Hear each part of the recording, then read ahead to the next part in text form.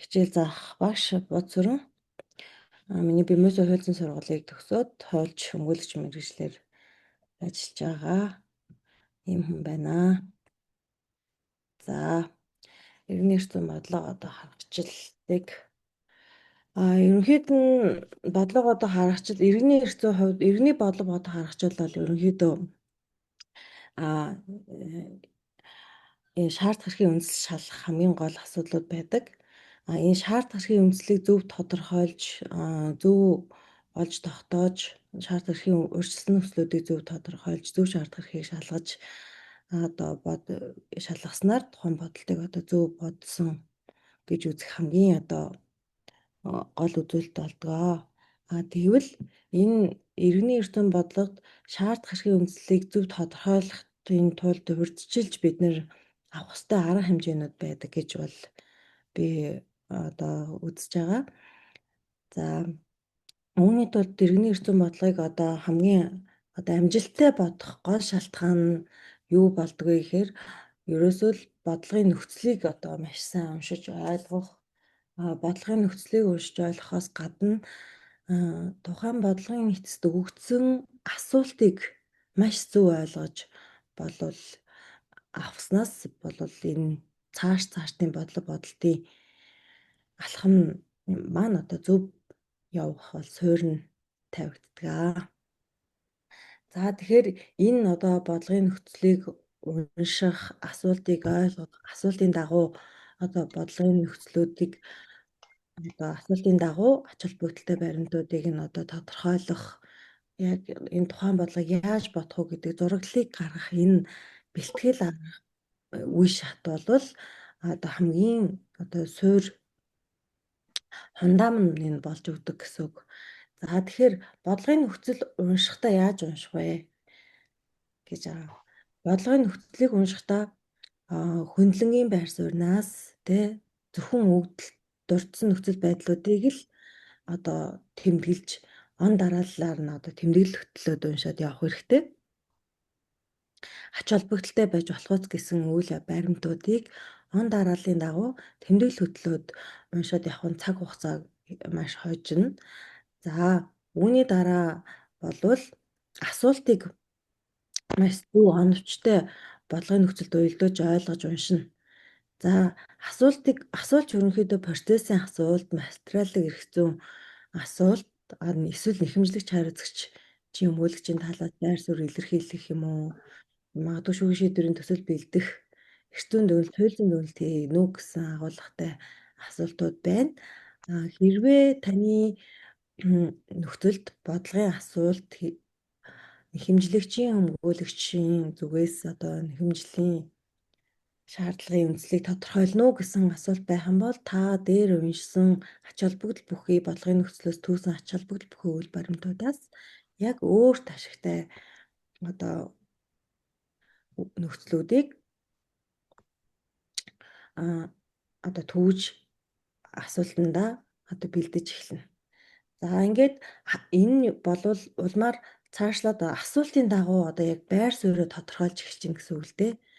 Яг бодлоос за би хэрвээ нэхэмжлэгчийн өмгөөлөгч юм болвол энэ нэхэмжлэлийн шаардлагыг дэмжсэн одоо нөхцөл байдал баримтууд юу дурдсан байна, аль нь бидэнд ашигтай байх нь уу гэдэг одоо ач холбогдолтой нөхцөл байдлуудыг өөр нь тодорхойлж авна гэсэн.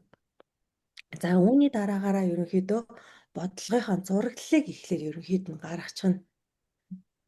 За, энэ бол ерөнхийдөө гэрээнээс үүдэлтэй юм байна. За, энэ эсвэл магадгүй бодлогын нөхцөлд өгөгдсөн харилцаа ажил гүйцэтгэх гэрээний харилцаа байж магадгүй юм байна. Тэгэхээр би энийг шалгахын тулд ажил гүйцэтгэх гэрээний иргэний хуулийн заалтыг харъя. Дээрээс нь гэрээ байгуулагдсан эсхийг би шалгах юм байна. Гэрээ байгуулагдсан эсэхт надад одоо ямар хуулийн залтууд хэрэг болох вүлээ? Иргэний хуулийн 195 эсвэл хэлцэл 30 төгөлдөр гэж үзэх 40-1-2 гэдэг юм уу За, эсвэл магадгүй бодлогот 40 төгөлдөр бус хэлцэл байж болцшгүй нөхцлүүд урдсан байвал за энэ хэсэг дээр юу гэж гинэ үү? дүр үзүүлэх зорилгоор хийсэн гэж шүү. За эсвэл энэ хэсэг дээр зохигт эдийн зөвшөөрлөгөө хийсэн хэлцэж байж болзошгүй юм биш үү? За тэгвэл энэ дээр нь би бодлогын явцад болоо одоо хүчин төгөлдөр бус тооцох нөхцлүүдийг би шалгах юм байна. Үүний тулд эхлээд би одоо гэрээ байгуулагдсан эсэх гэдгээс эхлэх үү гих мэт тэ эсвэл энэ өмчийн харилцааны бодлого уу эсвэл одоо гим харин эрх зүйн бодлого уу гэд энэ ерөнхий дүр зургаа ингээд та толгойдоо буулгаад энд ингээд өөрийн яг тухайн мөчөд өөртөө ч одоо мэдэгдэж болох одоо илэрхий байгаа хуулийн нөхцөл шаардлагуудаа, хуулийн зүйл залтуудаа тавиад эсэх хэмжлээд ингээд ерөнхийдөө дүр зураг гаргаад ингээд явбал цаашдаа бодлого бодох цаг хугацаа болон ерөнхийдөө хуулийн шаард гарахын үндэс шалгах нөхцөл маань маш тодорхой болж таны цаг хугацааг хэмнэх болно.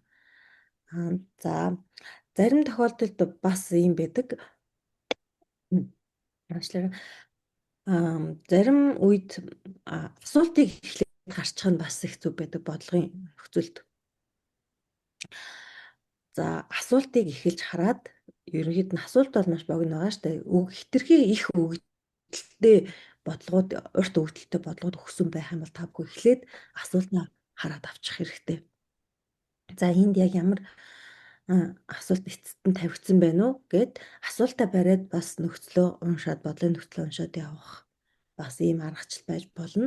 Гэхдээ энэ нөхцөл та бүхэн ач холбогд бүхэн нөхцөл байдлыг орхидуулах үегээр хөндлөнгийн байр сууриас уншина гэдэг тэр одоо нөхцөлийг алдагдуулахгүйгээр бас унших хэрэгтэй. Хит одоо нэг талыг барьсан байдлаар уншихаас бас болгоомжлох хэрэгтэй шүү. Хэрвээ тэгхгүйгээр уншиж хэрт урт өгдөл байх юм бол та бүхэн бас эхэлж асуултыг уншаад дараа нь бодлогын нөхцөлөө уншаад явчихвал бас цаг хугацаа хэмнэх юм арга байж болно. За ерөнхийдөө ингээд бодлогынхаа өгдөлтэй танилцаад, асуултаа танилцаад, ямар байр суурь илэрхийлэх гээд байгаагаа мэдээд тэ ерөнхий дүр зураглалаа ингээд буулгачих юм бол биднэрт яг иргэний эрх зүйн бодлого бодох үндсэн аргачлалын дагуу цаашлаад бодлогуудаа холбодод явхад бол бэлэн болж байна гэсэн үг. За тийм түрүүнд дурдсанчлан ерөнхийдөө хуульчийн сонгонд ирж байгаа нь бодлогууд, хэвчлэн, процессын болон материалын эрх зүйн асуултуудыг аль алингийн агуулсан асуултууд байдаг.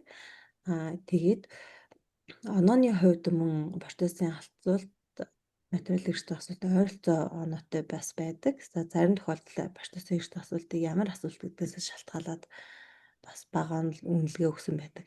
Эндээс бас тактикийн хувьд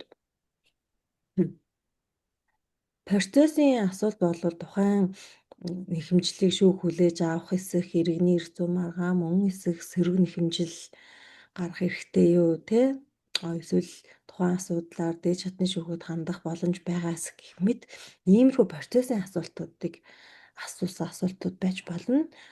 Энэ болвол яг процессын хуульд иргэний эрхийн шийдвэрлэх тухай хуульдаа эдгээр агуулгад маш тодорхой үндслүүдийг заасан байдаг. Жишээ нь сөрөг нэхэмжил гэж юу юм те эсвэл юуны шүүхийн харьяал юм уу биш юм уу гэдэг хэмжлийн бүрдүүлбэр хангасан юм уу юу гэх мэт асуултуудыг ингээд тавьсан байдаг. Энэ бол тодорхой одоо илүү материалын эрх зүйс илүү хариулахад тодорхой асуултууд байдаг учраас хэрвээ яг бодлогын нөхцөлийг уншиж дуусаад боломжтой байх юм бол та процессын асуултаа бас төрүүлээд хариулчих бол зүгээр. Хэрвээ таны процессын асуулт материалын эрх зүйн асуултад хариулсны дараагаар шийдэгдэх асуулт байх юм бол яг магадгүй та дараад нь процессын асуултаа хариулж болно. Хэрвээ яг бодлогын нөхцөлд өгөгдсөн байдлаар хэрвээ тодорхой хариулж болохгүй байх юм бол эхлээд процессын асуултандаа гяс хариулчаад тэгээд дараа нь материалын эрх зүйн шаардлага хэрэг үндэслүүдийг шалгах алхам руугаа ороод явж болно. Энэ бол таны нөгөө нэг тухайн шалгалтын цаг хугацааны хувьд менежмент хийх талаасаа зөвлөж байгаа. За материалын эрх зүйн асуултууд ихэнхдээ те шаардлага хэрэг оновчтой тодорхойлох, шаардлага хэрэг үндэслэлийг шалгах, нэхэмжил сөрөг хэмжээний шаардлага үндэслэлийг тодорхойлох, бодлогын нөхцөлтэй сувсамц хийх зэрэгтэй бол материал хэрэгцээ эсвэл асуултанд болвол ингээ хариулах нэ.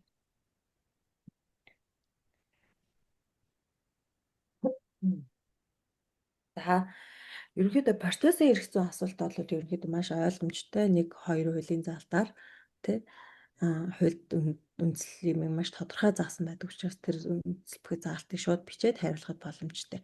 Материалын хэрэгцээний хувьд бид нэр яг Б-ийн эсрэг одоо энэ ямар шаардлага хэрэг хэрэгжүүлэх үү гэдэг одоо ерөнхий асуултыг хариулахын тулд бид маш олон зүйлүүдийг шалгах илүү ажиллагаа шаардлагатай болно. За тэгэхээр иргэний хуульд бол ерөнхийдөө шаардлага эрхийн 5 төрлийн шаардлага эрхийг бол одоо тодорхойлсон байдаг. За нэгдүгээрт бол гэрээнээс үүдэлтэй шаардлага эрхүүд байх нь. За хоёрдугаарт нь гэрээнээс өрсөлдөөн харилцаанаас үүсэх шаардлага эрх байх нь. Гуравдугаарт нь өмчийн эрх зүйн шаардлага эрх байх нь. Дөрөвдүгээрт нь өмсөлгүйгээр хөрөнгөсөн холбоотой шаардлага эрхүүд. Тавдугаарт нь гэмт хороос үүдэлтэй шаардлага эрхүүд гэж ерөнхий 5 үндсэн ангиллаар шаардлага эрхийн төрлүүд байна. За энэ бид нар шаардлага эрхийг энэ 5 төрлөөс аль шаардлага эрхийн үндслийг шалгах вэ гэдэг гийг шийдэхин тулд биднэрт хамгийн түрүүлж өөрсдөө тавих төрөнд эхний бэлтгэл үе шатн дээр болол дурдсан тий. Энэ бодлогын ерөнхий зураглал гаргах гэдэг.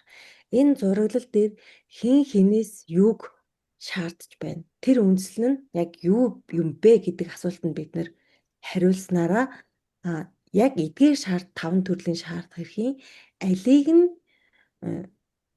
аль одоо шаардлагын төрөлд хамаарах харилцаа байна вэ гэдгийг бид нар тодорхойлоод байгаа. Энэ одоо ерөнхий зураглал гэдэг зурлаг гатах үр шат болол. За тодруулах юм бол одоо жишээлх юм бол тийм А-н Б-гээс худалдаа авах гэрээний дагуу үнийг түлхийг шаарддаг юм уу? Эсвэл худалдаа авах гэрээний дагуу хохирол шаарддаг юм уу? Эсвэл эд зүйлээ шилжүүлэхийг шаарддаг юм уу? Эсвэл доголдолыг айлгуулахыг шаарддаг юм уу? Яг энэ олон худалдаа авах гэрээтэй холбоотой шаардах эрхүүдээс тий яг гэрээний үүргийг шаардаад үндсэн үүргийг шаардаад байна уу? Нэмэлт одоо үүргүүдийг шаардаад байна уу? Доголдол юм уу? Эсвэл хугацаа хэтрүүлэлттэй холбоотой хохирол шаардаад байгаа юм уу? Юу шаардаад байгаа юм бэ гэдэг одоо агуулгыг бид нэр энэ бодлогын ерөнхий зураглал гаргахдаа одоо тодорхойлчихсан байна гэсэн.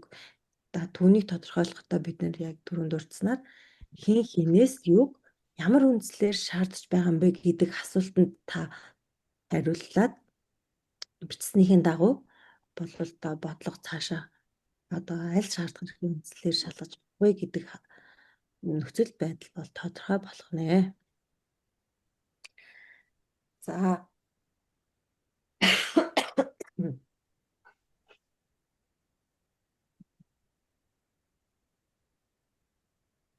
За тэгвэл за Б-гээс те гэрээний дагуу шаардах хэрэгтэй байж болох юм байна. Эсвэл гэрээтэй төстэй харилцаанаас шаардах эрх үүссэн байж болзошгүй юм байна. Тэгвэл энэ шаардах эрх гэдгийг бид нар эхлээд шалгах хэрэгтэй байх нь байна. Энэ одоо гэрээний дагуух юм уу? Шаардах эрх маань эхлээд шаардах эрх үүссэн байх юм бол одоо шаардах эрхийг одоо шалгахын тулд хамгийн нэгдүгээрт шаардах эрх үүссэн эсхийг бид нэгдүгээр тодорхойлоод дараа нь тухайн шаардах эрх нь за гэрээний дагуу магадгүй шаардах эрх үүссэн байж болно. За тэгвэл энэ шаардах эрх нь хүчин төгөлдөр юм уу? Дуусвар болсон юм уу гэдгийг бид нар шалгана. Магадгүй гэрээний үүрэг биелүүлснээр дуусвар болсон байж болно. Эсвэл хүчин төгөлдөр гэрээ байгуулсан гэж үзсэн боловч тэр нь хүчин төгөлдөр бус тооцсон ямар нэгэн үндслээр хүчин төгөлдөр бус шаардах эрх байж болно тийм ээ. Тэгэхээр энэ нөхцөл байдлыг хоёрдугаар шатанд нь одоо шалгаад үүссэн эсэх. За үүссэн байж болох юм байна. За тэгвэл хүчин төгөлдөр юм байна. За тэгвэл энэ шаардлагыг цаашдаа хэрэгжүүлэх боломжтой юм уу мөн? Өөрөөр хэлбэл энэ дээр магадгүй хөөцөө хугацаа дууссан тий хөөцөө ерөнхий хугацаа дууссан учраас энэ хэдий гэрээний дагав одоо шаардах эрх үүсээд энэ хүчин төгөлдөр дуусгар болоогүй боловч хэрэгжүүлэх боломжгүй байна уу? Эсвэл боломжтой байна уу гэдэг энэ үндслүүдээр бид нэр ийм гурван алхмаар шаардах эрхийг ерөнхийдөө шалгана гэсэн үг. За энэ дээр жишээ авсан байна те. За эртний үеийн 243 заас худалдаа авах гэрээгээр гэрээний тухай зохицуулалтаар биднэрт одоо ямар шаардах эрхүүдийг холжиж өгсөн байна уу гэхээр худалдаа авах гэрээгээр худалдагч нь бит байдлын доголдолгүй, эрхийн зөрчилгүй, хөрөнгө түүнтэй холбоотой баримт бичгийг худалдаа авахчийн өмчлөлд шилжүүлэх буюу бараа бэлтгэн нийлүүлэх. Худалдаа авахч нь худалдагчид хилцэн тохирсон үнийг төлж худалдаа авсан хөрөнгөө хүлээн авах үүргийг тус хүлээнэ гэсэн энэхүү зохицуултаас болвол худалдагч нь тухайн ямар нэгэн бит байдлын болон эрхийн доголдолгүй бит байдлын доголдолгүй эд хөрөнгийг шилжүүлж өгөх үүргийг худалдагч хүлээж байна. Тийм учраас эсрэгээр худалдаа авагчид энэ худалдагчийн үүргийг эсрэгцүүлээд худалдагчийг үүргээ биелүүлэхийг шаардах нь гэрээний дагуу үүргээ биелүүлэхийг шаардах нь. За энд бодвол за уучлаарай нэгэн микийн дуугаад ах шиг байна. Түр мик хааж гараа. За худалдагчид одоо энэхүү худалдаа авах гэрээний дагуу үүссэн үүрэг бол нөгөө талдаа худалдаа авагчийн шаардах эрх байдаг. Эсвэргээр худалдан авагчид үүссэн үүрэг бол худалдагчийн хэрэгжүүлэх боломжтой шаардах эрх байдаг.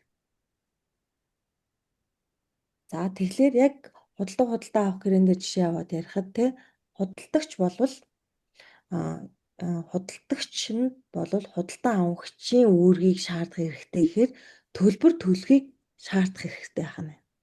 Энэ эд хөрөнгөө худалдсан эд хөрөнгөө хүлээн авахыг шаардах эрхийг бас хэрэгжүүлэх боломжтой байна тийм үү? Эсвэргээрээ худалдаа авагч болвол худалдагчаас тухайн одоо бараа бүтээгдэхүүнийг шилжүүлэхийг миний өмчлөлд шилжүүлэхийг шаардах эрх байх нь. Гэхдээ энэ шилжүүлж буй хөрөнгө нь ямар нэгэн байдлаар бит байдлын доголдолгүй, эрхийн зөрчилгүй тийм хөрөнгийг шилжүүлээ гэсэн шаардлагыг хэрэгжүүлэх боломжтой байх нь тийм эндээс харах. За тэгэхээр шаардах эрх үүссэн одоо энэ худалдаа авах гэрээний дагуу шаардах эрх үүссэн байгаа эсхийг бид нар шалгах дээр тийм нэгдүгээр талуудын хооронд худалдаа эртний хуулийн 243 дугаар заасан 43-ийн 1 заасан худалдаа авах гэрээ байгуулагдсан эсхийг шалгах нь. За гэрээ байгуулагдсан эсхийг шалгахдаа эртний хуулийн 195 40-р зүйл заасан үндслүүд байна уугүй юу? Гэрээ байгуулагдсан гэж үзэх гэрээний гол нөхцөлийг тохиролцсон юм уу гэдэг энэ шалгах ёстой алхмуудыг бид нар шалгаад за шаардах эрх үүссэн байна. Худалдаа авагчид энэхүү эртний хуулийн 243 дугаар зүйл заасны дагуу эд хөрөнгийг шилжүүлэхийг шаардах эрх үүссэн байж болзгүй байна гэд бодлогыг цааш нь үргэлжлүүлээд явах нь байна. За энэ зээлийн гэрээн дээр жишээ нь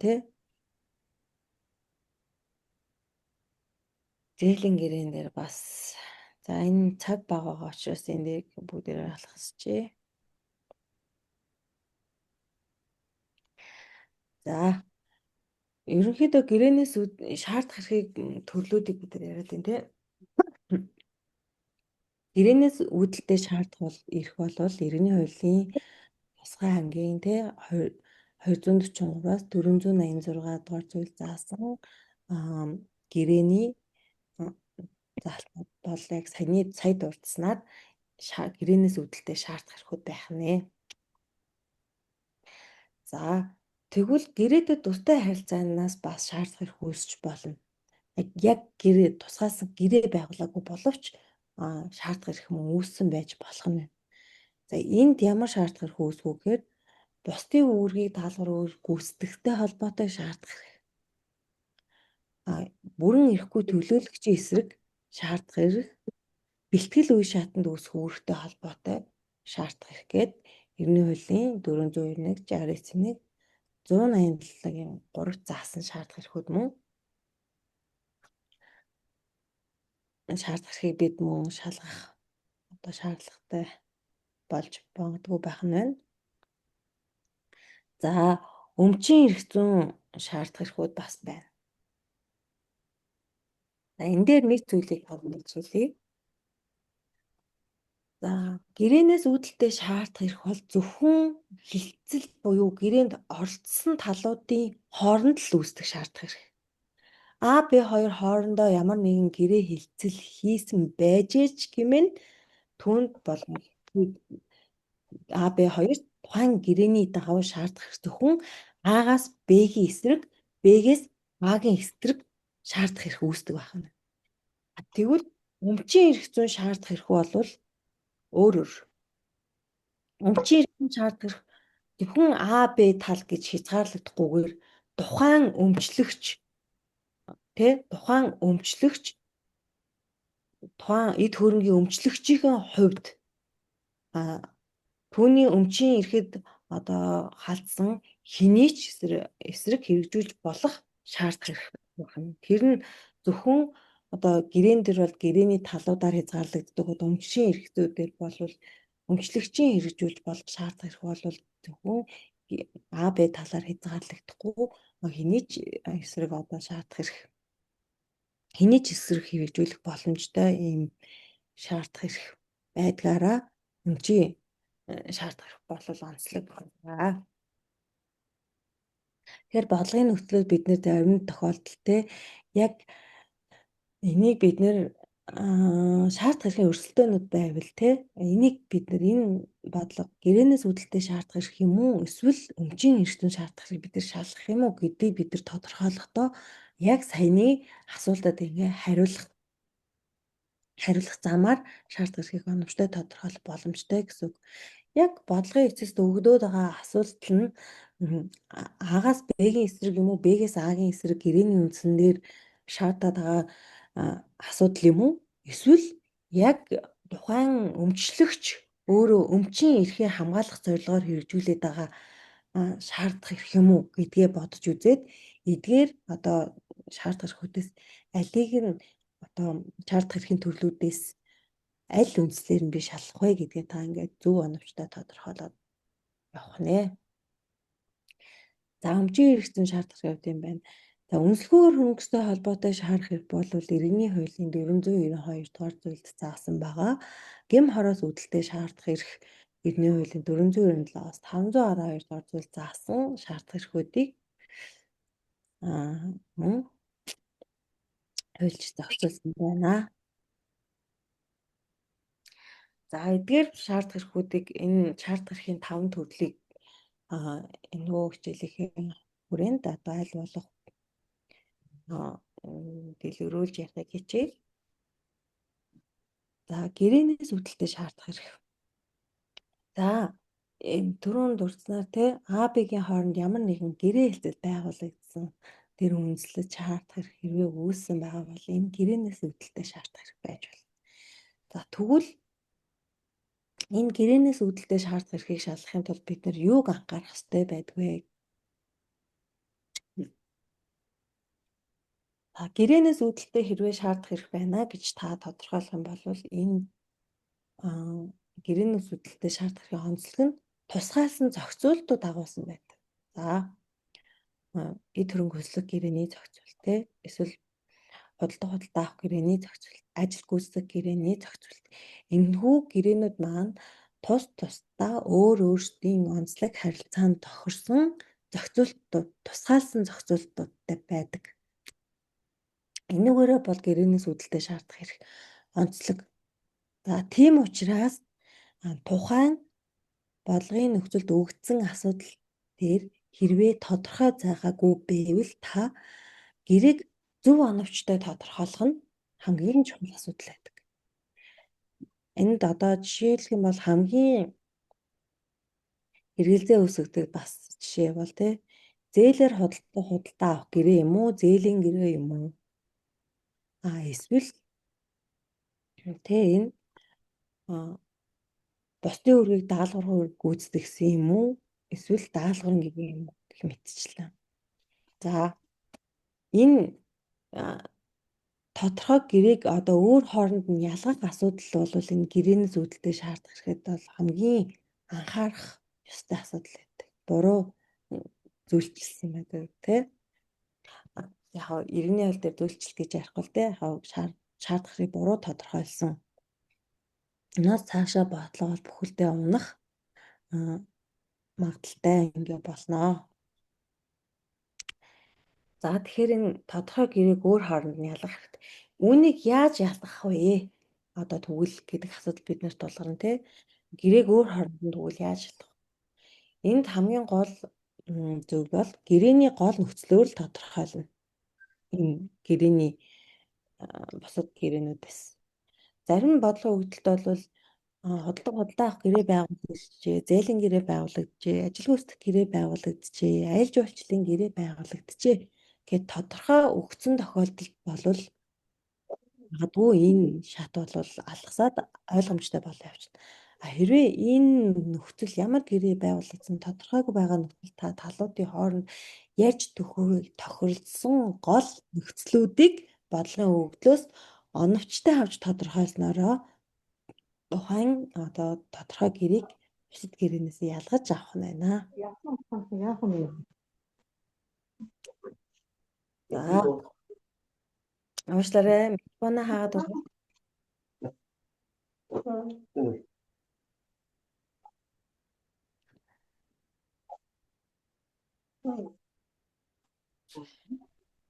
За. За тэгэхээр гэрээнээс үүдэлтэй шаардах эрхтэр хоёр төрлийн шаардах эрх үүсдэг. Үндсэн үүргийг шаардж гэнэ үү? Түрүүнд дурдсан нэмэлт үүргийг шаардаад. Уучлаарай. Микрофоно хаагаад өгөөрэй. За, Бямба байна уу? Энэ микрофонын шууд энд таах боломж байна уу?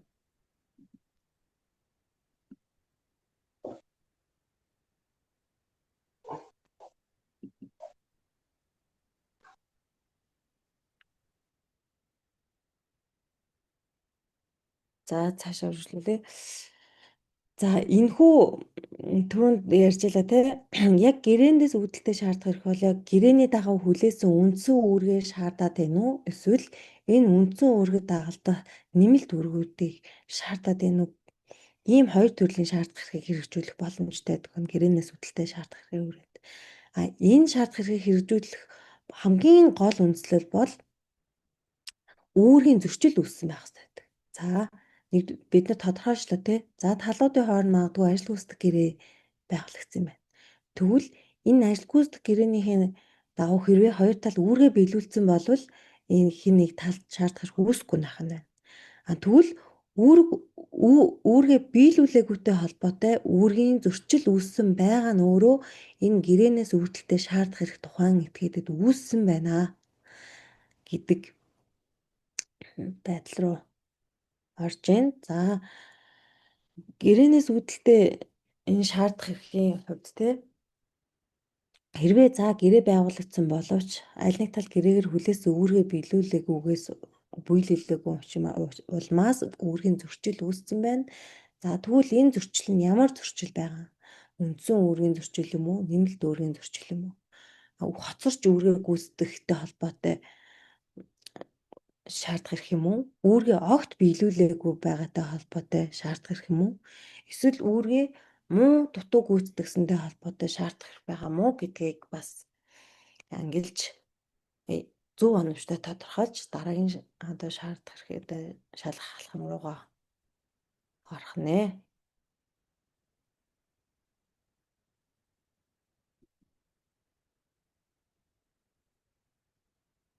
За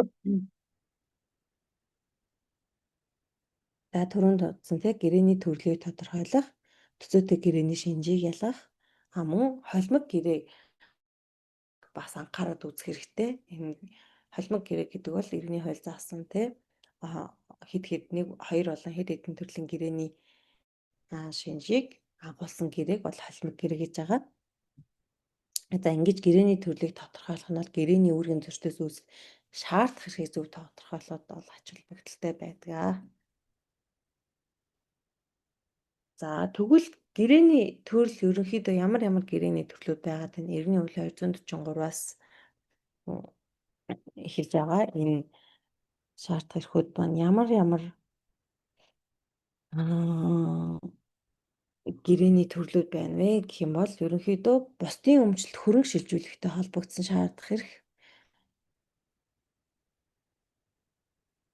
бусдын эзэмшил ашиглалтад хөрөнгө шилжүүлэхтэй холбогдсон гэрээ, ажил гүйцэтгэх тусцаа үзүүлэхтэй холбогдсон гэрээ, холимог гэрээний төрлүүд бол байдаг байна. За ингэж нийт гэрээг ингэж ангилах нь илүү системчилж өгснөөрөө тухайн мөн шаардах эрхийн хүнслэлийг хайхтал биднэрт улам амар хөлбөр болгоод байгаамаа л гэсэн үг. Яг тухайн тохиолдол дээр те яг жишээлх юм бол орон сууц зөвлөлт гэрээн дээр эд хөрөнгө хөслөх гэрээний ерөнхий зохицуулт үйлчлэн гээд ингэ явдаг те. Тэр шиг одоо та бүхний хууль хэрэглээний хувьд илүү оновчтой тодорхой болох үүднээс энэ юу гэх юм. За жишээ нь энэ бусдын эзэмшил ашиглалтанд хөрөнгө шилжүүлэхтэй холбогдсон гэрээ буюу эд хөрөнгө хөслөх орон сууц зөвлөлт гэрээтэй холбоотой маргаан байхад бид нар энэ одоо маргааны шаардах эрхийг бусдын өмчлөлт хөрөнгө шилжүүлэхтэй холбогдсон гэрээний үндслүүдээс бол хайхгүй байх нь. Энэ за та тухайн орон сууц зөвлөлт гэрээний наривчсан зохицуултыг үзлээ. Энэ орон сууц зөвлөлт гэрээний зохицуултад таны хайж байгаа үндсэл байхгүй бол урагшлаад эд хөрөнгө хөслөх ерөнхий гэрээний шинжийг эд хөрөнгө хөслөх ерөнхий гэрээний шаардах эрхүүдийг шалгалаа. Ингээд цаашаа та үүргийн ерөнхий ангиас шаардах эрхүүдээ хайх ингээд болно. Хаах хэрэгтэй гэсэн үг.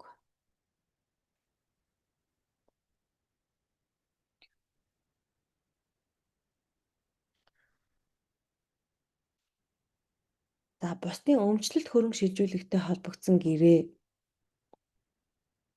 төрлүүдэд энэ гэрээний онцлог нийт хөрөнгийг бусдын өмчлөлт бүр мөсөн шилжүүлэхэд чиглэсэн байдаг.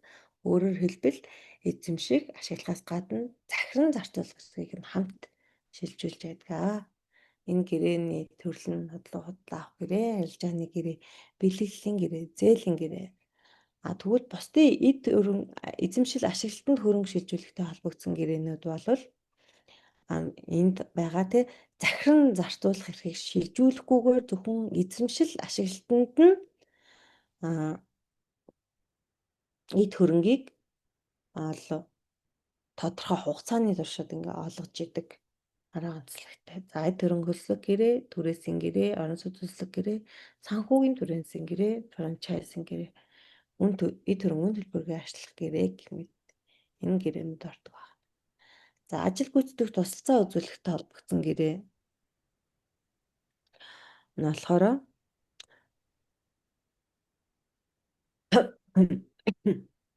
бусдын ашиг сонирхлын өмнөөс үйл ажиллагаа явуулахтай холбогдсон гэрээнүүд багтана. Ажил гүйцэтгэх гэрээ, хөлс өөр ажиллах гэрээ, аялал жуулчлалын гэрээ, эрүүл баялагын хэмжээний гэрээ, даалгаврын гэрээ, төлбөр татварын гэрээнүүд орох нь. За холимог гэрээ болохоор тухайн харилцаанд нэг биш хэд хэдэн гэрээний шинжийг агуулсан гэрээ байхыг хэлнэ те. Өөрөөр хэлбэл халуутын хооронд хэд хэдэн гэрээ давхар байгуулагдсан байдаг. Гэхдээ эдгээр гэрээ нь хоорондоо холбоо хамааралтай байна. Жишээ нь орон сууц захиалгаар бариулах гэрээ нь ажил гүйцэтгэх болон худалдах авах гэрээний холимог шинжийг агуулсан байдаг. Холимог гэрээний шинжтэй бодлогыг бодохдоо үндсэн гэрээ болон үүргэн гүйцэтгэлийн шинжээр нь заавал шалгаж үзэх нэ. За холимог гэрээний шинжтэй бодлогыг бодохдоо үндсэн гэрээ болон үүргэн гүйцэтгэлийн шинжээр нь заавал шалгаж үзэх нэ. За холимог гэрээний шинжтэй бодлогыг бодохдоо үндсэн гэрээ болон үүргэн гүйцэтгэлийн шинжээр нь заавал шалгаж үзэх нэ.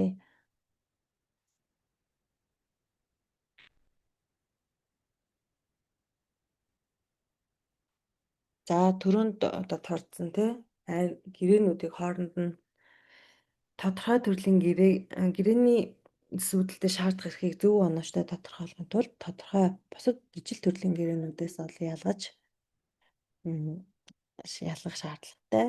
Энэ дээр жишээ нь худалдаа авах гэрээг бол энэ арилжааны, бэлгэдлийн, лизинг, ажил гүйцэтгэх гэрээнээс бол ялгах хэрэгтэй. Бэлгэдлийн гэрээг үн төлбөргүй ашиглах гэрээ, хариу төлбөр даалгаврын гэрээнээс та бүхэн ялгаж харах хэрэгтэй. Жишээлх юм бол одоо энэ арилжааны гэрээ худалдаа авах гэрээний хувьд ямар ялгаа байна вэ гэх юм бол арилжааны гэрээний хувьд болвол хариу үүрэг нь эд хөрөнгө эсвэл шаардлагатай үед өмчлөх хэрэг шилжүүлэх. Энэ тохиолдолд хоёулаа нэг зэрэг худалдагч болдог, хоёулаа нэг зэрэг худалдан авахч болдог. Харин худалдаа авах гэрээний хувьд болвол нэг тал нь эд хөрөнгө шилжүүлэх үүрэг хүлээн, нөгөө тал нь хариу үүрэг буюу мөнгөн төлбөрийн үүргийг төлөх үүргийг хүлээгээд нэг тал нь худалдагч, нөгөө тал нь худалдаа авахч болдог. Үүгээр бол арилжааны гэрээ худалдаа авах гэрээ болвол энэ ялгаатай байна.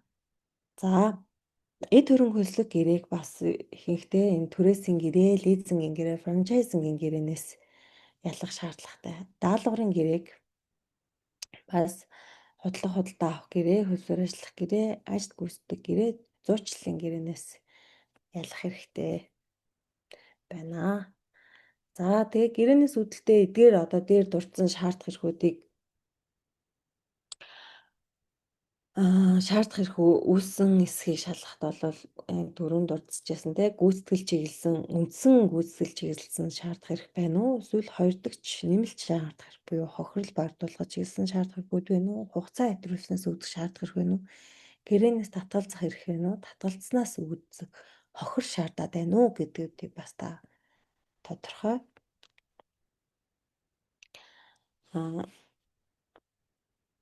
тодорхойлсон байх хэрэгтэй байна. За ерөнхийдөө дээр ярьсан юмнуудыг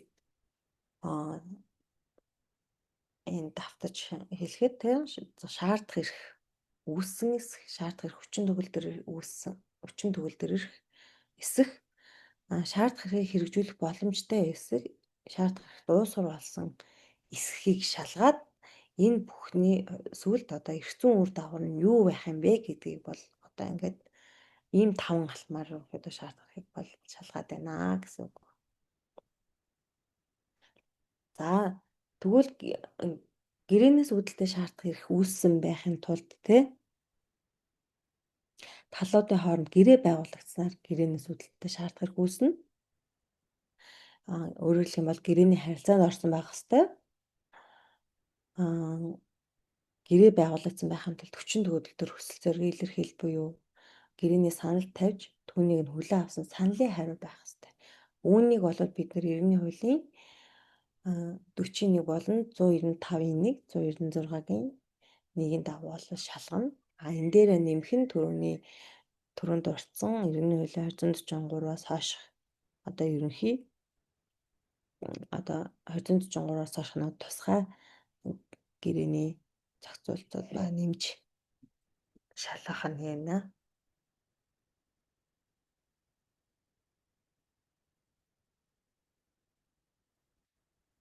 За энэ одоо гэрээнээс үүдэлтэй шаардах эрх шалгаж байгаа тохиолдолд болвол за тий 90-ийн хуулийн за түрүүний худалдаа авах гэрээ гэрэл жишээ авъя тий худалдаа авах гэрээний 90-ийн хуулийн 243-ийн 1 заасан худалдаа авах гэрээ байгуулагдсан байж болох нь тэгээд ингэж үзэх болсон шалтгаан нь тий талуудаас одоо хүсэл зоригийн илэрхийлэл 90-ийн 41-д заасан одоо худалдаа авах тал худалдагч тал ийм хүсэл зоригийг илэрхийлсэн байна. Нөгөө талаар худалдаа авагч нь ийм үнийг төлөхийг ингээд зөвшөөрснийг бол илэрхийлсэн байгаа нь 41-д заасан хүсэл зоригийн илэрхийлэл бол хүчин төгөлдөр байна. За талаас ингэж санал гаргасан тий одоо iPhone 17 утсыг тий 5 сая төгрөгөөр худалдаж авах уу гэж асууж байгаа нь бол тодорхой идэв тонцсон хүсэл зоригоо боддоор хангалттай илэрхийлсэн илэрхийлэл байх тул гэрээ байгуулах санал байна. Энэ саналыг нөгөө тал хүлээн авснараа болвол гэрээний саналыг хүлээн авч талууд гэрээ байгуулагдсан байна гэж дүгнэх юм. Нөгөө талаасаа энэ дээр нэг анхаарах ёстой зүйл нь бодлогын нөхцөл төөрөгдүүлэхээр те. За Атал iPhone 17 утсыг 5 сая төгрөгөөр худалдах саналыг Бэд хүргүүлтэл Б-гээс 4 сая 900 мянгаар худалдаж авъя гэд талууд тохиролцжээ. Энэ нөхцөлд гэрээний саналыг хэн гаргаж байна вэ гэвэл Б болвол гэрээ байгуулах шинэ саналыг гаргаад байгаа 4 сая 900 гэж хэлснээр. Тэгэхээр бид нар эхний А талаас явуулсан 5 сая болвол гэрээ байгуулах санал мөн боловч тэр санал дээр гэрээ байгуулаагүй. Б-ийн гаргасан гэрээ байгуулах шинэ саналаар 4 сая 900 мянган төгрөгөөр гэрээ байгуулж худалдаа авах гэрээ хийснээр талууд болвол гэрээ байгуулагдсан гэж үзнэ гэдэг байдлаар юм тайлбаруудыг те бодлогын нөхцөлтөө уялдуулаад тухайн үедээ ингээ хийгээд явах хэрэгтэй. За мөн зарим тохиолдолд те энэ хүсэл зорилгын илэрхийлэл ч юм уу энэ гэрээ байгуулах саналын талаар өгдөөгүй үед жишээ нь тэдэнд өргөр худалдаар тохиролцжээ. Тэгэхээр тохиролцжээ гэд ерөнхий өгүүлбэр өгдөгтэй 90 сая төгрөгөөр одоо орон сууц барих захиалгаар барих гэрээ байгуулжээ гэдгийг болвол гэсэн ийм өгдөлтэй үед болвол талууд болвол харилцан тохиролцсноор гэрээ байгуулсан тооцно буюу гэрээний гол нөхцөлийг талууд тохирсон байна. Гэрээний гол нөхцөл буюу гэрээний зүйл юу юм? Гэрээний тухайн гэрээний зүйлийн үнэ нь юу юм? Хугацаа нь юу юм? Төлбөр нь юу юм гэдэг энэ гол нөхцлүүдийг тохирсон байгаа учраас гэрээ байгуулагдсан гэж үзэж байна гэдэг энэ дүгнэлтүүдийг иргэний хуулийн тусгай ангийн холбогдох гэрээний залттай давхар та бүхэн бичиж дүгнэлтээ хийж явснараа яг бодлогын процесс тул яг бүтэн оноо авах юм боломжтой болно гэсэн үг. За тэгвэл түрүүн бид нар дурдсан тийм. За ингээд энд бол бид нар шаардах хэрэг үүссэн эсхийг энүүгээр ингээд шалгаад байна шүү дээ.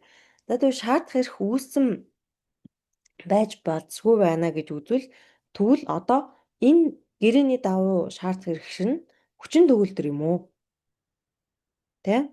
Эрдэнэ хуулийн 56 57 дугаар зүйл заасан үндслүүд байгаа мó?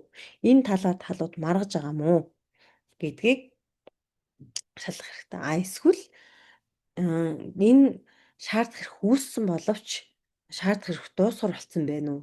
Тэ? Шаардах хэрэг үүрэг гүйцэтгсэн, шилжүүлсэн, харилцан тооцсон, үрийг хүчингүй болгосон үндслүүд байгаа эсэх. Тэ? Энэ хэрвээ энэ тохиолдол болвол Аад худалдаа авах гэрээний дагуу шаардах хэрэг үүссэн боловч ингэж бусдад шилжүүлснээр тий энэ шаардах хэрэгээ бусдад шилжүүлснээр Агийн шаардах хэрэг дуусгар болоод шилжүүлж авсан этгээдэд чинээр шаардах хэрэг үүссэн байна гэдэг дүгнэлтийг бас жишээ зарим бодлогоор хийгээд явах боломжтой байна. Үүнийг бол анхаарах хэрэгтэй. За тэгвэл шаардах хэрэг дуусгар болсон эсэх тий дуусгар болсон буюу дуусгар болоогүй байх үндслүүдийн талаар авч үзэх нь зүйтэй. За талууд гэрээгээр хүлээсэн үргээ зохих ёсоор гүйцэтгсэн бол үүрэг дуусгар болох буюу шаардах хэрэг дуусгар болсон байна. Эсвэл иргэний хуулийн 236-аас 240-д заасан үндслүүдээр дуусгар болсон байж болно. Тэгвэл шаардах хэрэг дуусгар болоогүй байхын тулд нэгдүгээр үүргээ биелүүлээгүй буюу үүргийн зөрчил илэрсэн байна. Гэрээгээр тохирсон үргээ зохих ёсоор биелүүлээгүй байна. Тэгээ гэрээний хугацаа дуусгар болоогүй байна. Гэрээ харилцан тохирцсноор эсвэл гэрээний дуусгар болоогүй байна. Гэрээний хугацаа дуусгар болоогүй байна. За энэ хугацаатай холбоотой гэрээнд ерөнхий зохицуулт өгөөгүй ч юм уу бодлогын нөхцөл хугацаатай холбоотой ерөнхий болгоны нөхцөл одоо хугацаатай холбоотой тусгаасан одоо зохицуулт нөхцөл дурдаагүй болвол энийг болвол өргөн гүйцэтгэлтэй холбоотой гомдлын жаргал гаргах ерөнхий хугацаагаар хууль заасан ерөнхий хугацаагаар тооцоод ингээд болвол явах нь зүйтэй байдаг. За ингээд за тэгвэл тэ гэрээнд заасан нэгний хууль заасан 243-ийн дагуу шаардлагууд үүссэн байж болцсон юм байна. Энэ нь одоо үүссэн байна, хүчин төгөлдөр юм байна. Дуус сурвалаагүй байна. Гэт үүнийг одоо нөгөө бодлогын нөхцөлтэйгээ холбогдож сувсамц хийх энэ шаардлага хэрэгс цаашаа хэрэгжих боломжтой хэсгээр бол сувсамц хийж явах нь бол бас хамгийн чухал хэсгийн нэг. За үүний тулд одоо шаардлага эрхээ урьдчилсан нөхцөлийг олж тодорхойлно. Өөрөөр хэлэх юм бол тухайн шаардлага эрхийг яг хэрэгжүүлэх боломжтой хэсэг.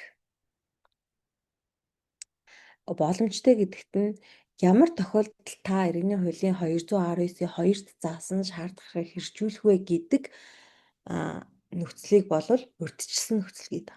Энэ урьдчилсан нөхцлүүдийг хангацчихсан байх юм бол та жишээ нь иргэний хуулийн 219-ийн 2-ын дагуу хохирол шаардах хэрэгтэй байх нэ. Энэ 219-ийн 2 заасан урьдчилсан нөхцлүүд ийм учраас гэрээ байгуулагдсан байна. Гэрээний дагуу үүргээ биелүүлээгүй буюу үүргийн зөрчил үүссэн байна. Үндсэн үүргээ гүйцэтгэх боломжгүй байна. Тийм учраас бол одоо энэ 219-ийн дагуу хохирол шаардах нөхцөл ингээ бүрдсэн байна гэдэг ч юм уу те. Ийм байдлаар тухайн шаардлага эрхүүдийн урьдчилсан нөхцөлийг тодорхойлно. Жишээ дахиад өөр жишээл тодорхой жишээ хэлэх юм бол худалдаа авах гэрээ 243-ийн 1-ийн дагуу байгуулагдсан байна. 243-ийн 1 болон 40-ийн 195 заасан худалдаа авах гэрээний дагуу талууд үүрэг хүлээж Ад Б-д ийм шаардлагаар Б-д А-гаас үнийг төлөх ийм шаардлага хэрэг тус үүссэн байна. Гэвч тэ Ад худалдаа авах үнийг төлөхийг шаардах хэрэг үүссэн боловч Б нь одоо үнийг төлөхгүй үүргийн зөрчил гаргаж байгаа тул 243-ийн 1-ийн дагуу одоо үнийг төлөхийг шаардах урьдчилсан нөхцөл одоо энд биелээд байгаа байхгүй. 243 дээр зөвхөн талуудын үүргийг тодорхойлсон байна. Тэгвэл тэр үүргүүд зөрчигдсөн байгаа нь өөрөө энэ 243-ийн 1-ийн дагуу шаардах эрхийг хэрэгжүүлэх урьдчилсан нөхцөл болоод байгаа. За тэгээд энэ эсгийг бол шалгахтаа тийм онлайн болон зарим одоо тайлбарыг зарчмын зарим тайлбарыг ашиглан шаардлагыг хэрэгжүүлэхтэй холбоотой гарсан ойлголтуудыг бол хэрвээ таны энэ талаар хэрвээ мэдчихэвэл тайлбарлаад явах нь бол бодлогот илүү өндөр оноо авах бас юу болно? Оноо авах нэг бодлол үзүүлэлт болж өгнө. За ингээд гэрээний онцлогийг тайлбарлана. Тухайн гэрээ нь бусад төрлийн гэрээнээс ялгагдах онцлог шинж.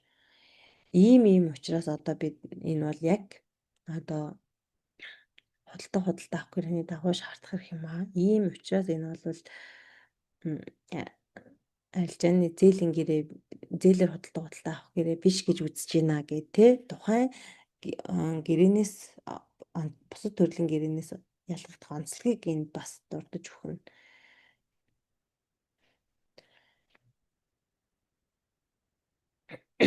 За ингээд шаардах эрхийг тодорхойлохдоо бид нэр анхдагч шаардах эрхийг шаардаад байна уу? Эсвэл хоёр дахь шаардах эрхийг шаардаад байна уу гэдэг үр дагавраараа ангилаад одоо энэ зөв үндэслэл бүхий шаардах эрхийг бол тодорхойлж гаргаж ирэх нэ. За ингэж анхдагч хэрв ингэж анхдагч шаардах эрх буюу гэрээний дагуу үүргээ биелүүлэх дээр шаардах эрхээ хэрэгжүүлэх боломжгүй буюу гэрээгээр хүлээсэн үндсэн үүргийг хэрэгжүүлэх боломжгүй болсон тохиолдолд үндсэн үүргийн гүйцэтгэлээс үүдэлтэй хохирол барагдуулах Эсвэл хохирлоо өөрөө арилгаад гарсан зардлаа шаардах буюу хоёр дахь шаардлагыг хэрэгжүүлэх боломжтой болж эхэлнэ. За одоо тодруулах юм бол тий эртний нэг ховор варыг А Б-д худалдсан байлаа гэж бодъё. А-гаас Б-д хөргүүлэх явцдаа тий шилжүүлэх явцдаа худалдагчийн буруугаас биш хайхрамжгүйгээс болж тухайн вар хагарсан тохиолдолд Б бол 1000 тэр варыг шилжүүлэхийг шаардах хэрэгтэй. Одоо зөвхөн вараа над руу шилжүүлээ гэж шаардаад ч тухайн одоо варыг шилжүүлэх нь өөрөө бодит байдал дээр хэрэгжих боломжгүй болсон байна. За тийм учраас худалдаа авагч Б бол гэрээний дагуу эд зүйлээ шилжүүлээ гэдэг шаардах эрхийг хэрэгжүүлэх боломжгүй болсон учраас одоо тэгвэл яах нь? Тэгвэл миний энэ гэрээтэй холбоотой үүссэн хохирлыг багдуулаа гэдэг шаардна. Хохирлд нь одоо мэдээж барааны үн тий.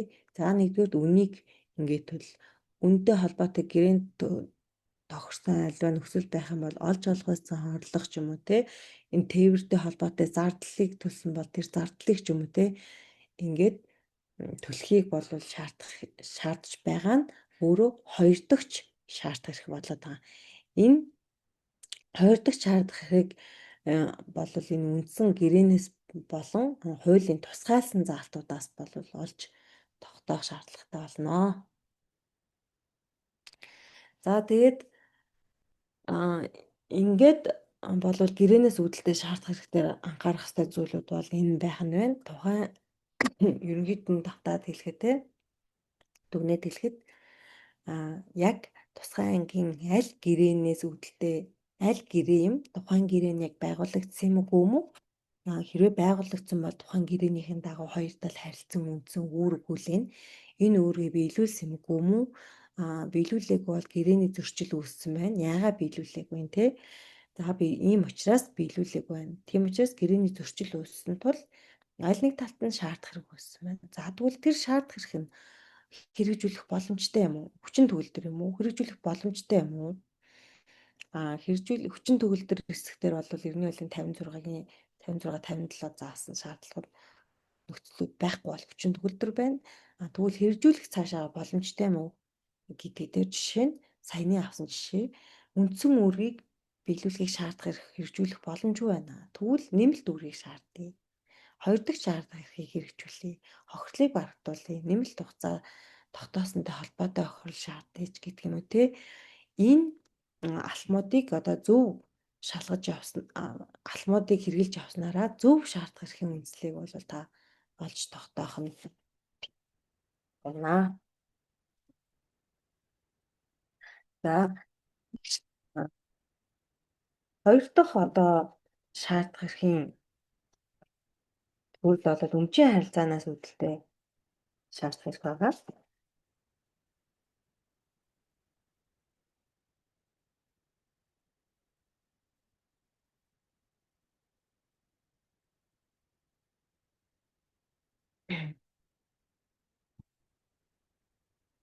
За өмчийн харилцаанаас үүдэлтэй шаардах эрхийг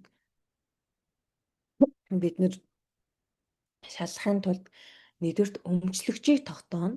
Өмчлөх эрх олж авсан аргыг нь тогтооно. Өмчлөгч эзэмшигчээс эзэмшилтэй буцаан шаардах эрхийг урьдчилсан нөхцөлийн үндслийг шалгаж тодорхойлно. Шударга эзэмшигчийн эзэмшлээ буцаан шаардах эрхийг урьдчилсан нөхцөлийг шалгана. Эзэмших эрхийг олж авсан аргыг нь тогтооно.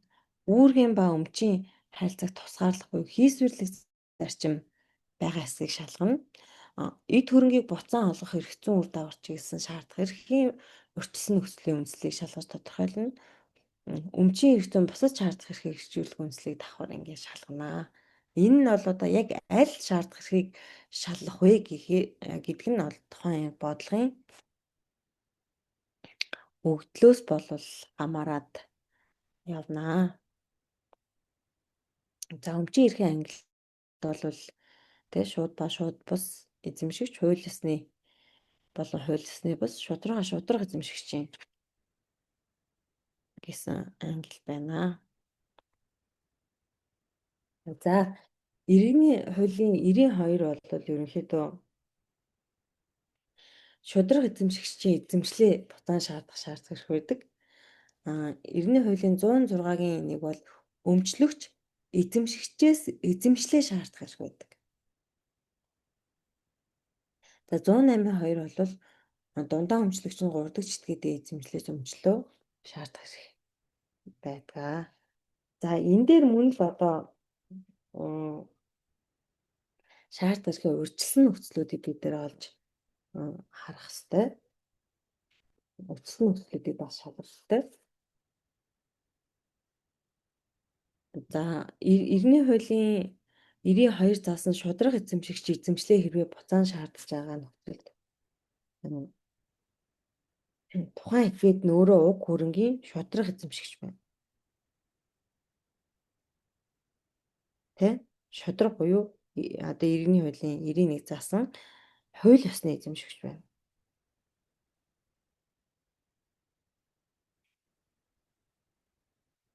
Гэх мэт. За иргэний хуулийн 106-гийн 1 заасан шаардлагыг одоо хэрэгжүүлэхэд бол тухайн этгээд нь өөрөө өмчлөгч байна. Өмчлөгч мөн эсхийг шалгана тий.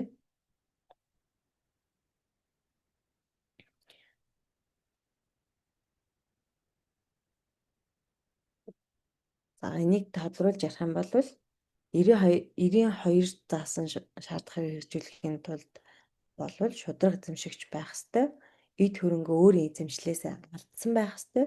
Шинэ эзэмшигчдэд эд хөрөнгө нь шилжсэн байх ёстой. Энэ гурван одоо урьдчилсан нөхцөлийг хангаж явах юм бол 92 заасан дагуу бол шударга эзэмшигч бол эзэмшлээ буцаан шаардах эрхтэй байх нэ. За 106-гийн 1 заасан өмчлөгч эзэмшигчээс бол дараах нөхцөл шаардах хэрэгтэй. Урьдчилсан нөхцөл нь эд хөрөнгийн нэгдүгээр өмчлөгч байна. Эд хөрөнгийн эзэмшилдээ авсан хууль бус эзэмшигч нөгөө талд нь бас байх ёстой байна.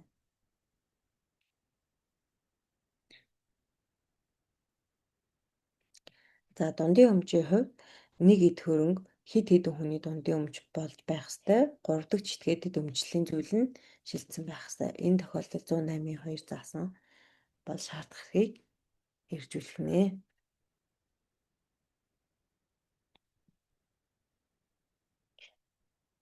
За мөн одоо өмчийн эрх зүйн бусад шаардах эрхүүдийг олол энд бид нар харж байна.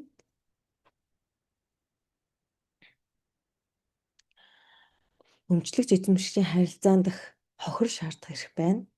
За энэ бол иргэний хуулийн 497 заасан шаардах эрх байна. За ашигласнаас үүдэх одоо өмчлөгч эзэмшигчтэй харилцаанд ашигласнаас үүдэлтэй шаардах эрх бол иргэний хуулийн 95-1, 95-2 заасан байна. Эд хөрөнгө засварлан сайжруулснаас үүдэх шаардах эрх бол иргэний хуулийн 94-3 байна.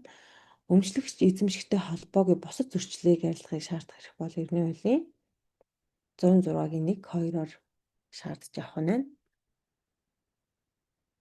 За эзэмшлээ бусдаас хамгаалах эрх бол 92-ийн 1, хөршийн эрхийг шаардж байгаа бол иргэний хуулийн 135-2, 3, 139-ийн 1 гэсэн шаардах эрхүүдийг бид нар шалгаад явах нэ. За эдгээр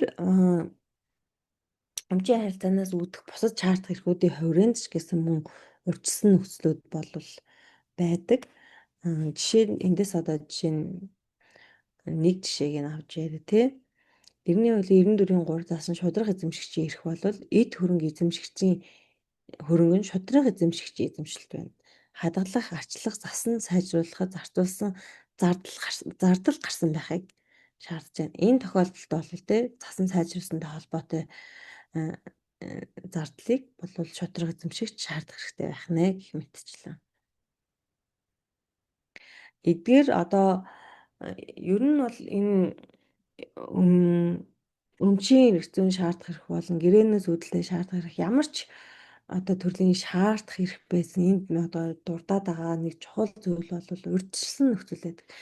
Яг тухайн зохицуултыг та хэрэглэх нь зөв үү мөн үү гэдгийг шийдэж байгаа юм бол ерөөсөө урьдчилсан нөхцөл байгаад байна.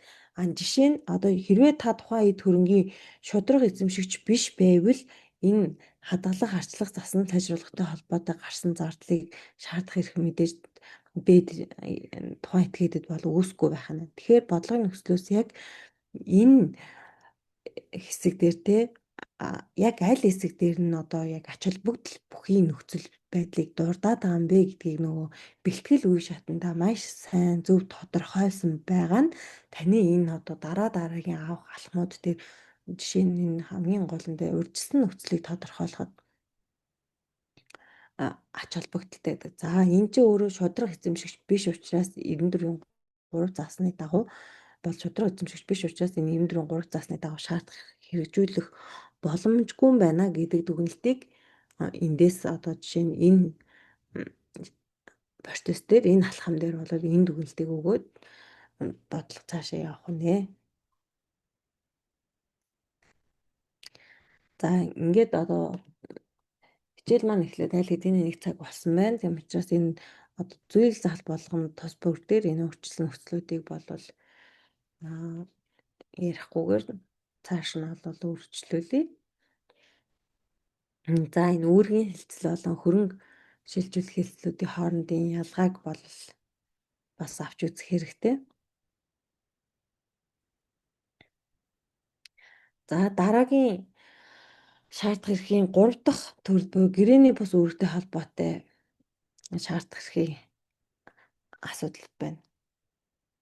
За гэрээний бус үүрэг буюу гэрээтэй төстэй харилцаа.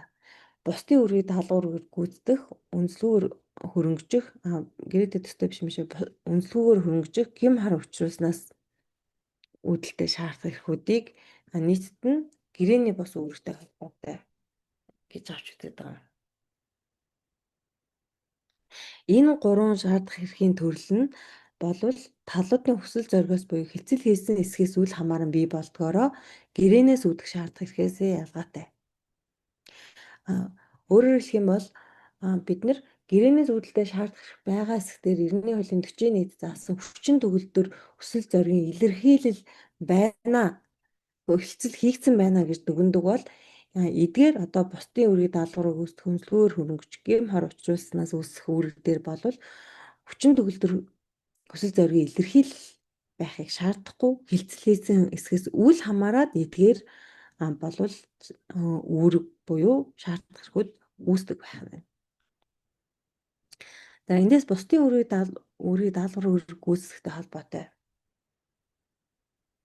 шаардах эрх нь хэрэв хэн нэгэн өөр этгээдийн даалгавар захиалгагүйгээр өмнөөс нь ямар нэг үйлдэл хийсэн бол тэдний хооронд хууль заасан үүргийн харилцаа үүснэ. Тухайлбал 90-ийн хуулийн 491-ийн 5-6-гийн дагуу дээрх үйлдэлээр олсон бүх ашгийг шилжүүлэх, зардлаа нөхөн төлөвлөх шаардлага үүсэх ба эрхийн эзэн уг зардлыг нөхөн төлөх үүрэг хүлээнэ.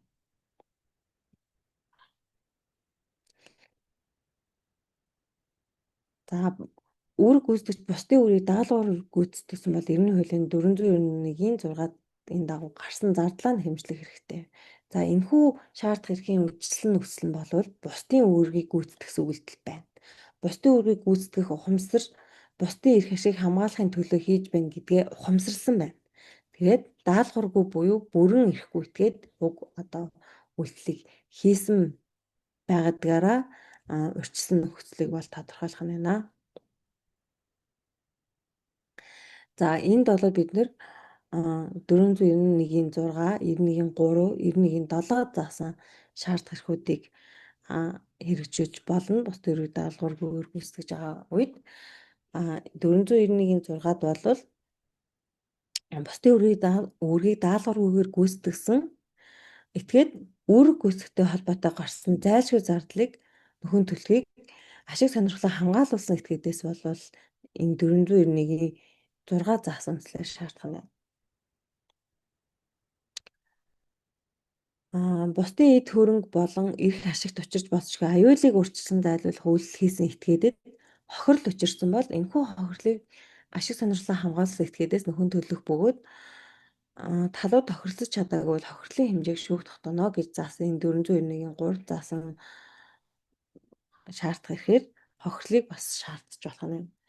491-ийн 7-д үүрэн гүйцэтгэл ашиг сонирхлоо хамгаалуулсан этгээдийн хүсэл зориг ашиг сонирхолд нийцэхгүй бол үйлдэл хийсэн этгээ зарлаа нөхөн төлөвлөлтийг шаардах эрхгүй бөгөөд хэрэв үйлдэл хийсэн этгээд үүнийг мэдэж байсан бол ашиг сонирхол нь хөндөж байгаа этгээд учирсан хохирлыг нөхөн төлөх үүрэгтэй.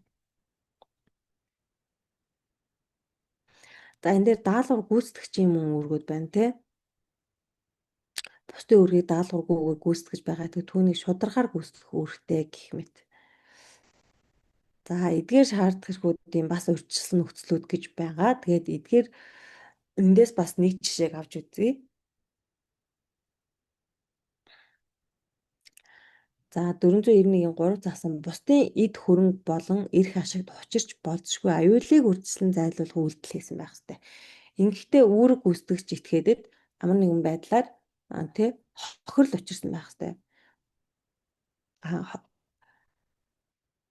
Энэ урьдчилсан нөхцөлийг хангаж байгаа тохиолдолд 491-ийн 3 буюу энэ 491-ийн 3 зааснаар одоо бол хохирлыг нөхөн төлөхийг их ашиг сонирхлоо хамгаалуулсан этгээдээс бол шаардах эрх үүсгэнэ. За үнэлгүйгээр хөрөнгөчсөнтэй холбоотой шаардах эрх. Бусдын хөрөнгийг шилжүүлж авсан этгээд нь хөрөнгийн эзний зөвшөөрлийг үүргийн суурь хэллэлийн замаар аваагүй. Зөвшөөрөл олгосон ч энэ нь хүчин төгөлдөр бус буюу өөрөөр хэлбэл оролцогчдын хооронд хийгдсэн хилцэл нь иргэний хуулийн 56 заасан үндслээр анханасаа хүчингүй буюу үүрэг үүсээгүй. Эсвэл талуудын хооронд харилцан тохиролцож үүргээсээ чөлөөлсөн буюу дуусар болсон хилцэл. Иргэний хуулийн 56-аас 60 57-ыг 2 заасан хүчин төгөлдөр бус болсон байх юм бол энэ үнэлгүйгээр хөрөнгөсөнтэй холбоотой шаардах хэрэгжүүлэх нэ. За үнэлгүйгээр хөрөнгөсөнтэй холбоотой шаардах хэрэгжүүлэх урьдчилсан нөхцлүүд нь за нэгдүгээр шилжүүлэг хийгдсэн байх, тухайн шилжүүлэг нь үнэлгүй байх, хөрөнгийг эзний шилжүүлгээс бусад хэлбэрээр олж авсан байх, шилжүүлгийн үндсэнд хөрөнгөжсөн байх гэсэн бод урьдчилсан нөхцлүүдийг хангасан тохиолдолд энэ нь бол үнэлгүйгээр хөрөнгөснөөс холбоотой шаардах эрхийг хэрэгжүүлэх нь.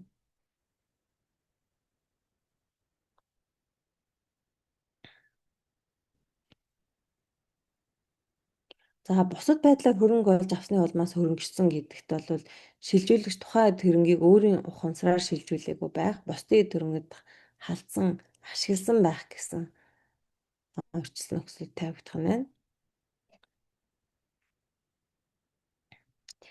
За энд хэрэгжүүлж болох шаардах эрхүүд нь бол хөрөнгөө буцаан шаардах эрх, үнийг төлөөлөх, хохирлыг нөхөн төлөөлөх, зардлыг нөхөн төлөөлөх, 3 дахь чиглэлээс шаардах хөрөнгөөс авсан ашгийг нөхөн төлөөлөх гэх мэт эдгээр иргэний хууль заасан шаардах эрхүүдийг хэрэгжүүлэх нэ. За энэ эдгээр шаардах эрхүүд нь мөн хэрэгжүүлэх урьдчилсан нөхцлүүд байх нь байна. За эндээс бас нэг жишээг авъя. 492-ийн 3-т заасан шаардах эрхийг хэрэгжүүлэхийн тулд энэ дээр бичээгүй байна. 492-ийн 3-т заасан шаардах эрхийг хэрэгжүүлэхийн тулд тодорхой үйлдэл хийлгэх эсвэл хийлгэхгүй байхаар хэн нэгэн этгээдэд хөрөнгө шилжүүлсэн байх.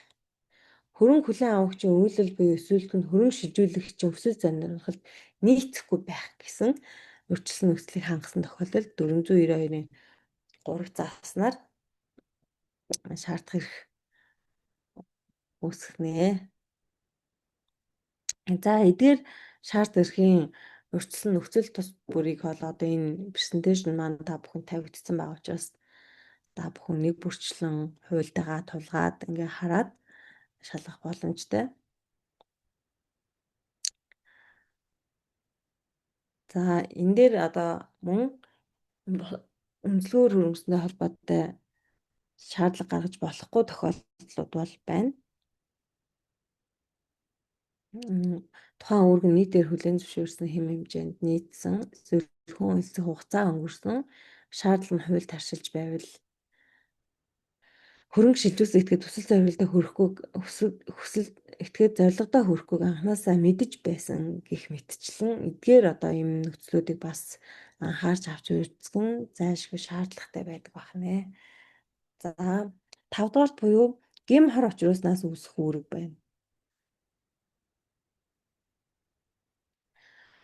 За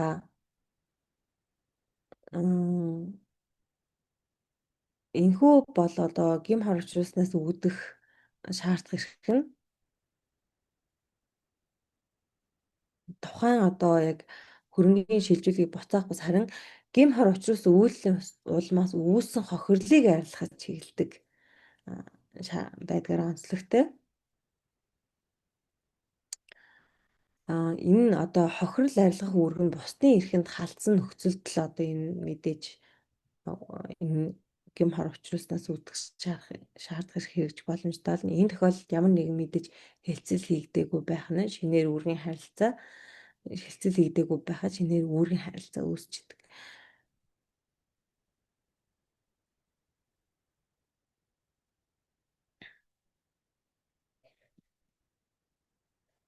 За энэ гим хор учруулснаас үүдэх шаардах эрхийн талаар бол энэ Иргэний үеийн 497-оос 503 дахь зүйлүүдэд наривчлан заасан байдаг. Энэ 497-гийн нэгд бол ерөнхий үндэслэл ерөнхий нөхцөлийг дурдсан бөгөөд 98, 98-аас 503-т одоо тухайн харилцаа тус бүрийн агуулгыг тусгайлан зохицуулж тэр харилцаанаас үүсэх шаардах эрхүүдийг тус бүрт нь одоо ингээд дурдж өгсөн байдаг. За тэгээд энэ гим хороос үүдэлтэй шаардах гим хор учруулснаас үүдэлтэй шаардах эрхийг бол хэрэглэх бас урьдчилан нөхцөл байна. Үүний юу вэ гэхээр үүний урьдчилан нөхцөл нь хамгаалагдсан эрхийн зөрчил байх хэрэгтэй. Өөрөөр хэлбэл хуулиар хамгаалагдсан айл нэг эрх нь зөрчигдсөн байх. Тэгээд гим хор учруулсан үйлдэл байх нь. Энэ эрхийн хамгаалагдсан эрх зөрчигдсөн байдал гим хор учруулсан үйлдэл хоёрын хооронд шалтгаан толгой байх нь. Тэ? Өөрөөр хэлбэл яг гим хор учруулж бусдын эрхийг зөрчсөн этгээд нь яг тухайн одоо энэхүү хуулийн 497 дугаар зүйл заасан дагуу шаардах эрхийг бол хэрэгжүүлэх нэ. Тэр гим хор учруулсан этгээдийн эсрэг энэ шаардах эрхийг хэрэгжүүлэх боломжтой байх нь байна. Өөрөөр хэлбэл үйлдэл нь хууль бус эсэх тухайн үйлдэлийг иргэний хууль болон бусад хуульд хоригдсон эсэхийг шалгана. Иргэний хуулиар хамгаалагдсан эрх ашиг мөн бол бусад хуулиар дахин шалгах шаардлагагүй. Иргэний хуулийн 9 болон 12 дахь зүйл буюу зөвхөн зөвтгөх нөхцөлийг шалгана. Тухайн үйлдэл нь хууль бус эсэхийг шалгадаг. За энэ үйлдэлээс нь хохирол учирсан байх. Хохирол гэдэгт бол холбогдох гэдэг хөрөнгө байх ёстойгоос багассан, буурсан байхыг ойлгох ба энэхүү хохирлыг хийсвэрээр тодорхойлох нь хөрөнгийн байдлаас гадна олох ёстой байсан орлогыг хамааруулан олох боломжтой болгож байгаамаа.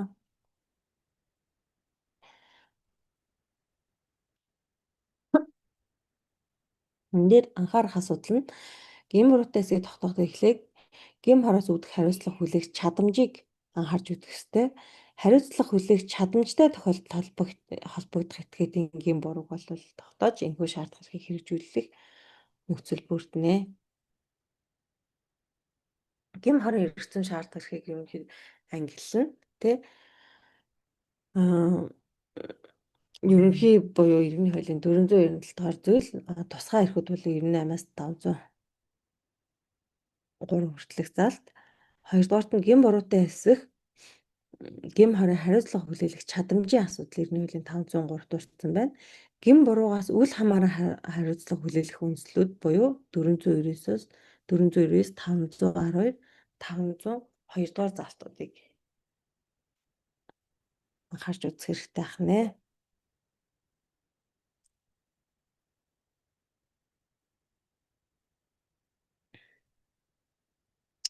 За ингээд гим хорийн эрчим шаардах эрхийг мөн ангилж байна.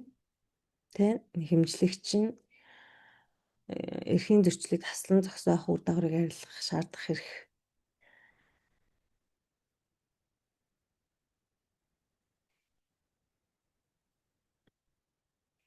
Хохирол арилгах, хохирлыг нөхөн төлөвлөж хийсэн, гем хорыг арилгаж эхэлсэн, бусдын эрүүл мэндэд хохирол учруулсан бол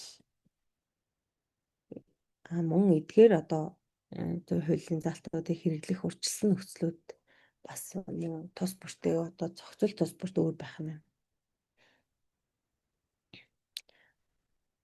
За эндээс бас нэг жишээг нь авч тайлбарлая тий. За 498-2-д төрийн албан хаагчийг ажиллаж байгаа хуулийн этгээд эсвэл төр байх. Хуульд өөрөөр заагаагүй байх. Төрийн албан хаагч албан өргөд зөрчсөн гин буруутай үйлдэлээс үлдэх улмаас бусдад хохирол учирсан байх гэсэн эдгээр орчилсон нөхцлүүдийг хангасан тохиолдолд 498-2 заасан шаардлагыг хэрэгжүүлэх боломжтой хана. Энэ дээр хуульд өөрөөр заагаагүй байх гэх юм бол жишээ нь одоо энэ төрийн албан хаагчтэй өөрөөр зөрчсөнтэй холбоотой харилцааг өөрөөр зохицуулахаар магадгүй төрийн албаны тухай хууль юм уу эсвэл эрүүгийн хуулийн алтан шалган гэмтэр байгаад эрүүгийн хууль гэмтэр байх юм бол энэ дээр болвол 498-2 заасан шаардах хэрэг өөрөөр заасан зохицуул байх юм бол энэ шаардах хэрэг хэрэгжүүлэх боломжгүй гэсэн үг байна тий. За эдгээр шаардах хэргийн хүчилсэн нөхцлүүдийг бас та бүхэн энэ презентацнаас нь аваад хууль тогтоомжтойгоо тулгаад ингээ сайн хараад аваарэ.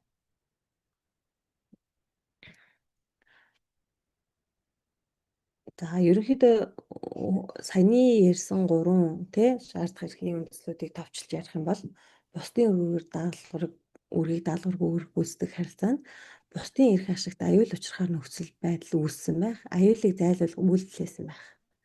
Үнэлгүйгээр хөрөнгөжтөгтэй холбоотой харилцаанд хөрөнгө олж авсан байх, үүргээ гүйцэтгэхээр хөнгөө шилжүүлсэн байх, үнэлгүйгээр олж авсан байх гэдэг чухал ахна байна. Гим хор учруулснаас үүсэх үүргийн хувьд хэн энэ үйлдэл хийсэн бэ? Бусдын эд хөрөнгө байх, гим хор учруулсан байх, хууль бусаар байх, энэ үйлс нь санаатай байх гэх мэтчлэн асуудлуудыг авч үзэх шаардлагатай байх нэ.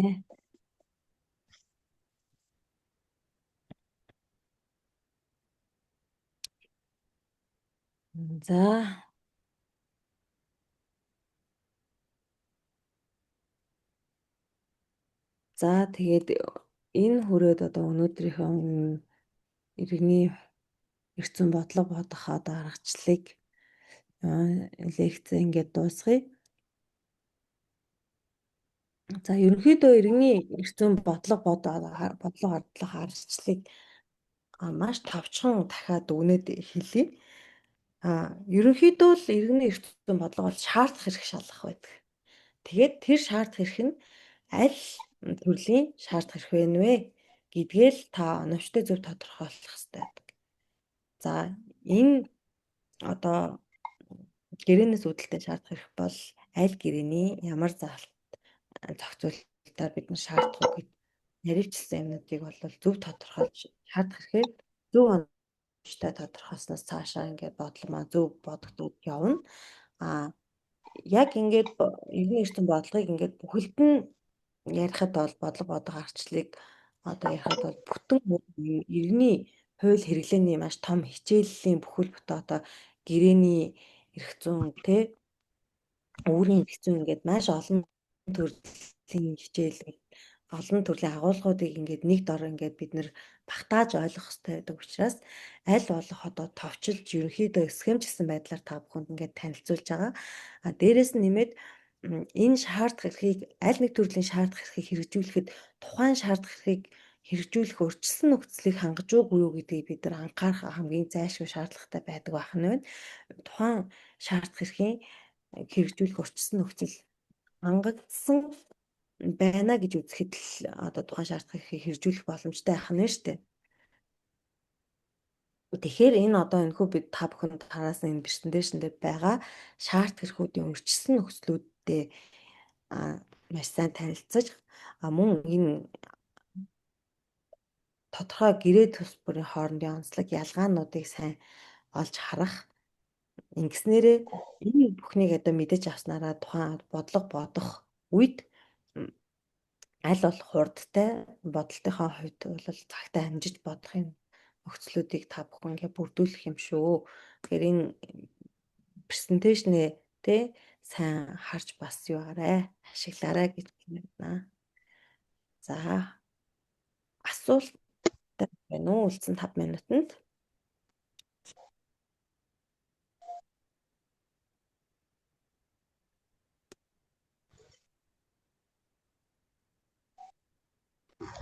Байна уу? Өглөөний. Байна уу? Байна уу? За. Байна. Өглөөний. Тэр нэг өнгөрсөн жилийн хуучин Монгол шалралтын дээр орсон бодлогын бодолтыг анзаарлаа л да. Ер нь хайлтгалт харлаа л да. Тэрний бодол дээр бодвол ер нь ари өөр бодол байна гэж би бол наасан чинь. Тэрний хараад нэр